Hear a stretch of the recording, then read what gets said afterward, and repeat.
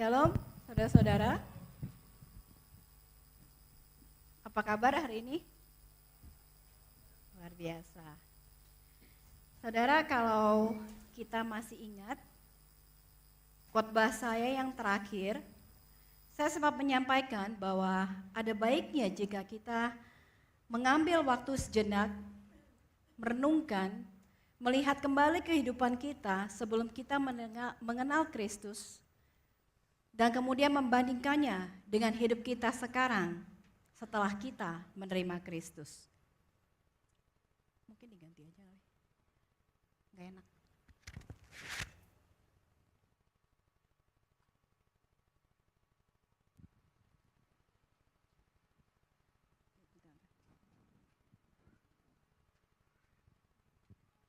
Oke. Tujuan kita merenungkan itu, saudara, bukan supaya kita terjebak di masa lalu, tetapi supaya kita dipenuhi dengan rasa syukur kepada Tuhan akan apa yang sudah Ia lakukan dalam hidup kita. Dan hari ini di minggu pertama, di bulan terakhir di tahun ini, saudara, saya merasa ini adalah momen yang tepat untuk kita melakukan hal tersebut. Kalau kita lihat di Titus pasal 3, Paulus memberikan perintah kepada Titus untuk mengingatkan jemaat di Kreta untuk melakukan hal yang serupa, saudara. Kalau kita tahu Kreta adalah kota di mana masyarakatnya, mayoritasnya, dan juga pemerintahannya adalah orang-orang yang tidak mengenal Tuhan. Mereka hidup dengan cara pikir dan nilai-nilai dunia. Meskipun demikian, Paulus memerintahkan agar orang-orang percaya yang hidup di kota itu tetap taat kepada pemerintah, tetap melakukan perbuatan baik, tidak bertengkar, tetapi sebaliknya mereka harus selalu ramah dan lembut terhadap semua orang, bahkan kepada mereka yang tidak percaya sekalipun, kepada mereka yang hidupnya masih bertentangan dengan nilai-nilai kekristenan. Dan kemudian Paulus memberikan 3 hal penting yang harus kita selalu ingat, yang harus selalu diingat oleh jemaat di Kreta, agar mereka bisa hidup sesuai dengan apa yang diminta oleh Paulus. Pertama, mereka harus ingat siapa dulu mereka sebelum menerima Kristus. Kedua, mereka harus ingat apa yang Tuhan sudah lakukan dalam hidup mereka. Ketiga, mereka harus ingat siapa sekarang mereka di dalam Kristus. Saudara, ketika kita berhenti sejenak dan kita mengingat ketiga hal tersebut, kita akan menyadari betapa besarnya anugerah yang Tuhan sudah limpahkan di dalam hidup kita. Dan ini akan menimbulkan rasa syukur. Dan bukan hanya rasa syukur, saudara, tetapi ini juga akan melahirkan kasih, melahirkan belas kasihan terhadap mereka yang masih terhilang. Karena itu sangat penting bagi kita, saudara, untuk merenungkan hal ini dari waktu ke waktu, berulang-ulang kali. Karena sebagai manusia kita punya kecenderungan untuk lupa. Maka kita terus perlu mengingatkan diri kita. Dan semakin kita mengulang, semakin kita akan mengerti makna Injil yang sesungguhnya. Dan apa yang kita percaya, apa yang kita mengerti akan membentuk sikap kita dan tindakan kita sehari-hari. Nah, saudara, mari kita lihat sama-sama apa yang Paulus ingatkan kepada kita melalui Titus 3 ayat 3 sampai dengan 8. Yang pertama, Paulus berkata, ingat bahwa dahulu kita ini adalah orang berdosa.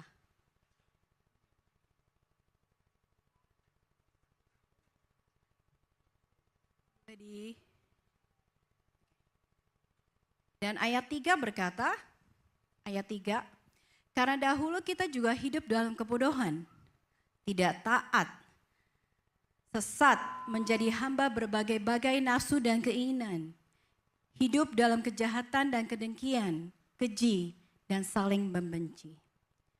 Paulus memulai dengan mengajak kita untuk melihat kondisi kita dulu sebelum kita mengenal Kristus.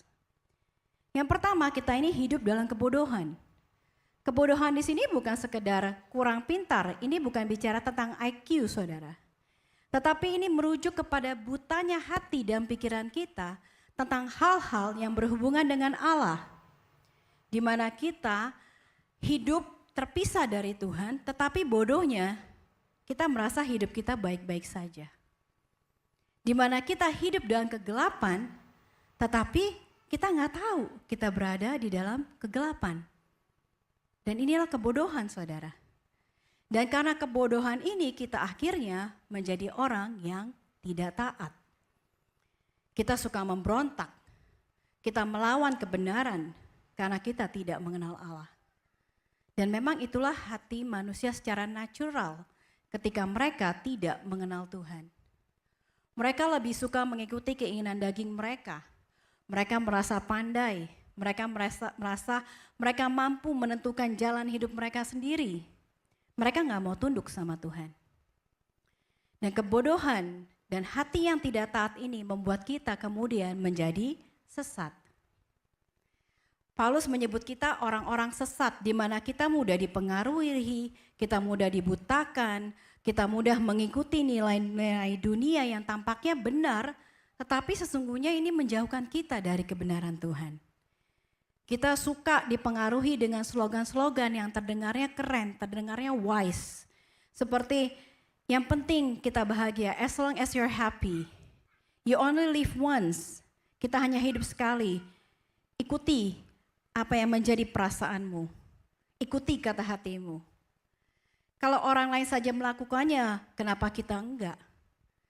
Dan seringkali saudara hal-hal tersebut akhirnya membuat kita semakin menjauh dari Tuhan. Nah, ketika kita semakin menjauh, akhirnya kita menjadi hamba dari berbagai nafsu dan keinginan. Saudara, sebagai manusia kita memiliki kecenderungan untuk mengajar pengakuan dari orang lain. Kita pengen diperhatikan, kita pengen dihargai. Kita gak mau kalah dengan orang lain. Kita ingin bisa hidup seperti orang lain, menikmati hidup mereka. Maka ketika kita melihat Instagram mereka, Facebook mereka, kita kemudian, oh saya pengen kayak gitu dong, saya pengen yang mereka punya. Dan akhirnya kita melakukan segala cara untuk mendapatkan hal-hal tersebut. Akhirnya saudara, kita menjadi hamba dari keinginan-keinginan kita. Bukan kita yang mengontrol keinginan kita, tetapi keinginan kita mengontrol kita. Dan ketika keinginan itu tidak terpenuhi, kita pun hidup di dalam kedengkian, kejahatan, dan saling membenci. Kita sulit bersuka cita saat orang lain berhasil. Kita diam-diam iri terhadap apa yang orang lain miliki. Ketika kita melihat teman kita lebih sukses, lebih diberkati, mungkin mulut ini mengaku senang, mulut ini berkata, oh selamat ya. Tapi dalam hati kita berpikir, kok bisa ya orang kayak dia diberkati? Saya lebih baik loh dari dia, tapi kok dia lebih diberkati daripada saya? Kok bisa ya suaminya si A itu lebih baik? Padahal si A itu kalau saya lihat gak pernah ngurusin suami. Pergi terus seharian. Saya di rumah masak ngurusin suami, kok suami saya gak sebaik dia? Dan tanpa sadar saudara, rasa iri kemudian membuat kita hidup di dalam kebencian. Saudara tahu nggak, kita bisa benci sama orang secara membabi buta, nggak jelas, tanpa alasan yang jelas, hanya karena kita iri dengan dia. Dan inilah kondisi manusia tanpa Kristus.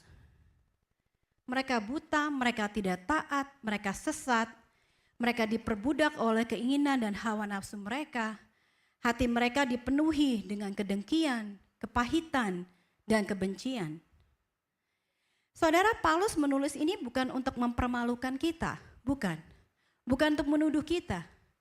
Tetapi agar kita menyadari bahwa kita dulu adalah orang-orang yang seperti itu. Karena hanya dengan menyadari betapa gelapnya kehidupan kita dulu, barulah kita dapat mengerti keindahan anugerah yang Tuhan berikan. Dan hanya dengan menyadari bahwa kita ini gak lebih baik daripada mereka yang belum percaya Kristus, barulah kita dapat memiliki compassion dan kita bisa mengasihi mereka yang belum mengenal Kristus. Tapi saudara, puji Tuhan, hidup kita tidak berhenti sampai di situ. Paulus melanjutkan dengan berkata, tetapi ketika nyata kemurahan Allah. Tetapi ketika Yesus datang ke dunia, ketika Sang Allah menjadi manusia, ketika Allah menyatakan kasih-Nya, ketika Yesus mati bagi kita, hidup kita diubahkan. Dan inilah yang membawa kita kepada poin kedua, yaitu Allah lah yang menyelamatkan kita. Ayat 4-5 berkata, tetapi ketika nyata kemurahan Allah juru selamat kita dan kasih-Nya kepada manusia, pada waktu itu Dia telah menyelamatkan kita. Bukan karena perbuatan baik yang telah kita lakukan, tetapi karena rahmat-Nya melalui permandian kelahiran kembali dan melalui pembaruan yang dikerjakan oleh Roh Kudus. Ini adalah inti dari iman kekristenan, saudara, bahwa Dia telah menyelamatkan kita. Ini sesuatu yang tidak bisa kita lakukan dengan kekuatan kita sendiri. Dan Dia menyelamatkan kita bukan karena perbuatan baik kita, tetapi karena rahmat-Nya, karena belas kasihan-Nya. Saudara, meskipun kita ini sesungguhnya pantas menerima murka dan hukuman Allah, tetapi Allah Dia begitu mengasihi kita, Dia gak mau ada dari kita yang binasa. Keinginan hati-Nya adalah agar setiap orang, setiap manusia diselamatkan. Tapi saudara, Dia tidak hanya membebaskan kita dari dosa begitu saja. Ada harga yang harus dibayar. Ibrani berkata tanpa penumpahan darah tidak ada pengampunan dosa. Dosa harus dihukum. Dan Allah memilih menghukum anaknya Yesus Kristus menggantikan kita. Dia memilih darah Kristus untuk ditumpahkan bagi pengampunan dosa kita. Dan inilah Injil, saudara. Allah begitu mengasihi kita. Dia mau menyelamatkan kita. Dia mau mati bagi kita. Bukan karena kebaikan kita, tetapi karena Dia adalah Allah yang berbelas kasihan. Saudara, pada tahun 1830 di Amerika Serikat ada seorang pria bernama George Wilson. Ia ditangkap karena ia merampok dan menyerang seorang tukang pos. Saudara, pada masa itu surat-surat yang dibawa oleh petugas pos itu biasanya terkadang berisi uang, berisi cek, berisi dokumen penting atau surat-surat resmi milik negara. Karena itu ketika seseorang merampok, petugas pos mengambil surat-surat itu dianggap sebagai kejahatan yang sangat serius. Dan kemudian pengadilan memutuskan untuk menjatuhkan hukuman mati kepada George Wilson. Namun beberapa orang yang mengenal George Wilson secara langsung, mereka memohon pengampunan, mereka menulis surat kepada Presiden Andrew Jackson saat itu. Ketika membaca suratnya, Presiden Andrew Jackson hatinya tergerak, dan dia mengabulkan permohonan itu. Dia mengeluarkan surat pengampunan resmi yang membebaskan Wilson dari hukuman mati. Tapi anehnya saudara, ketika surat ini disampaikan kepada George Wilson, dia malah menolak. Ia berkata ia tidak mau menerima pengampunan itu. Kasus ini kemudian dibawa ke Mahkamah Agung, dan Mahkamah Agung kemudian menetapkan bahwa pengampunan adalah sebuah pemberian yang tidak dapat diberlakukan secara paksa. Pengampunan hanya berlaku jika pengampunan itu diterima.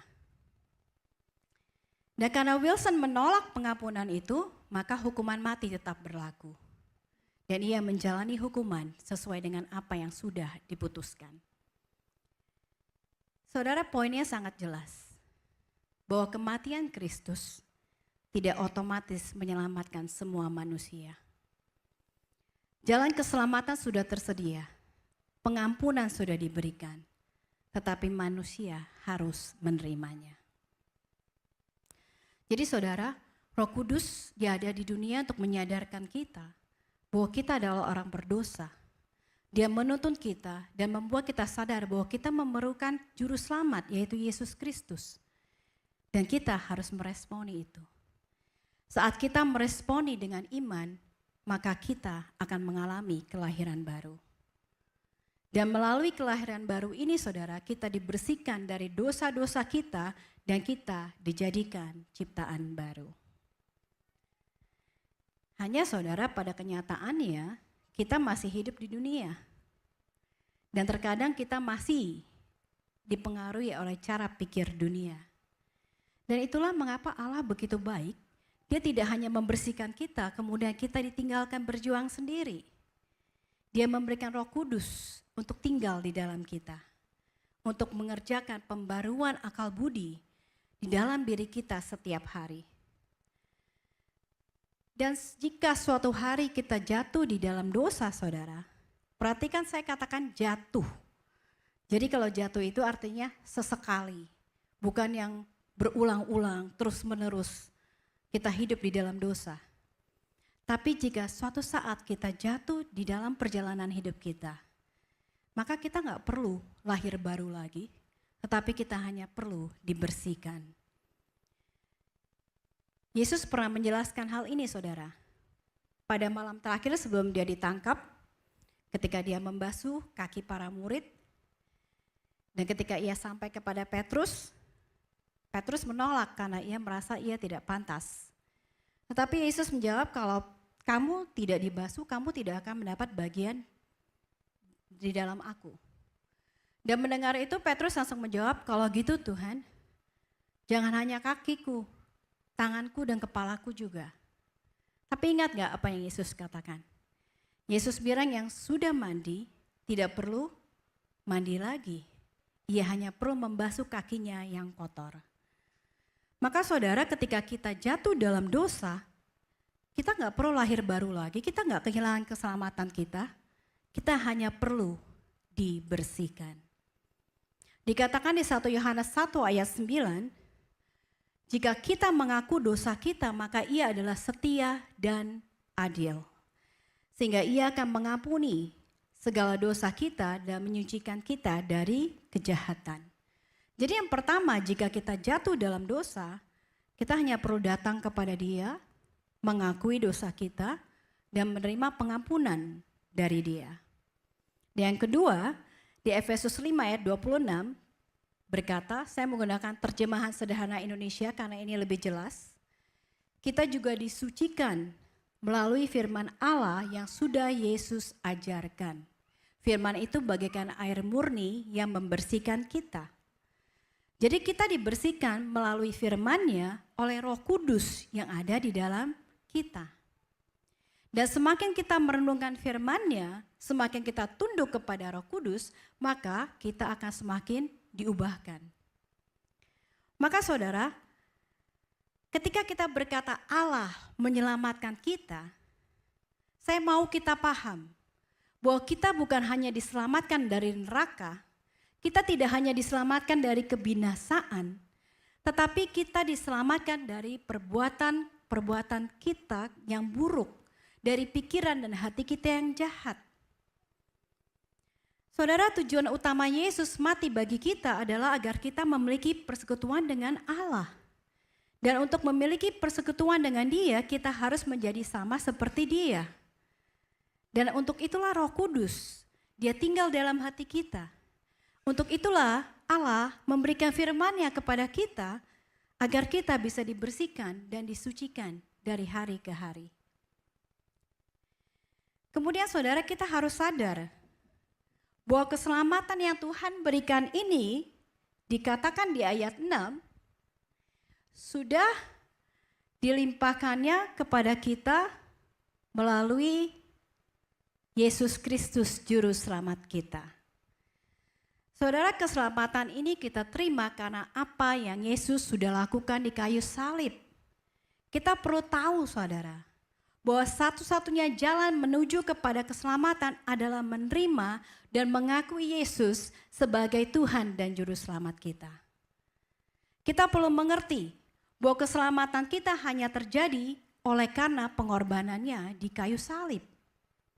Kita harus mengakui bahwa Yesus, Dia ialah satu-satunya yang mati bagi kita. Bahwa Dia satu-satunya yang bangkit mengalahkan maut. Bahwa dia satu-satunya yang layak menanggung dosa-dosa kita. Hanya dia yang tidak berdosa, hanya dia yang sepenuhnya Allah dan sepenuhnya manusia, dan tidak ada yang lain selain daripada Yesus. Amin. Maka saudara, sekali lagi untuk menerima pengampunan dari Allah, kita harus menerima Yesus Kristus sebagai Tuhan dan Juru Selamat kita. Gak ada jalan lain. Dan hasil dari keselamatan yang kita terima adalah diri kita yang baru. Nature kita yang baru. Kita menjadi ciptaan baru. Dan ini membawa kita kepada hal ketiga yang perlu kita ingat. Di ayat 7 dikatakan, Paulus berkata bahwa kita sekarang adalah orang yang sudah dibenarkan oleh Allah. Dikatakan di ayat 7 supaya kita sebagai orang yang dibenarkan oleh anugerahnya berhak menerima hidup yang kekal sesuai dengan pengharapan kita. Saudara, saat kita menerima Yesus Kristus sebagai Tuhan dan Juru Selamat kita, kita dinyatakan benar oleh Allah. Ini adalah status yang Allah berikan kepada kita saat kita percaya. Kita kenal ini sebagai istilahnya justification atau pembenaran. Justification atau pembenaran adalah tindakan di mana Allah mendeklarasikan kita benar di hadapannya karena kebenaran Kristus yang dikenakan kepada kita. Namun saudara, setelah kita dibenarkan, kita masuk ke dalam persekutuan dengan Allah. Dan melalui perjalanan kita bersama dengan Roh Kudus dan firman-Nya, kita dimampukan untuk berjalan di dalam kebenaran itu. Nanti kita akan lihat keinginan kita, cara berpikir kita, tujuan hidup kita, kesukaan kita itu akan berubah. Roh Kudus akan membuat kita menyukai Taurat Tuhan, menyukai ketetapan-ketetapan Tuhan, menyukai firman-Nya. Kita akan memiliki kerinduan untuk mencari Tuhan. Kita akan memiliki keinginan untuk menyenangkan hati Tuhan. Hati kita akan rindu untuk memuliakan nama-Nya. Dan kita akan memiliki beban untuk menolong mereka yang tersesat agar mereka menemukan Kristus. Dan sebagai orang yang dibenarkan Allah, saudara, kita berhak menerima hidup yang kekal. Suatu kehidupan di mana kita akan hidup bersama-sama dengan Dia, di mana kita akan hidup di dalam persekutuan dengan Dia.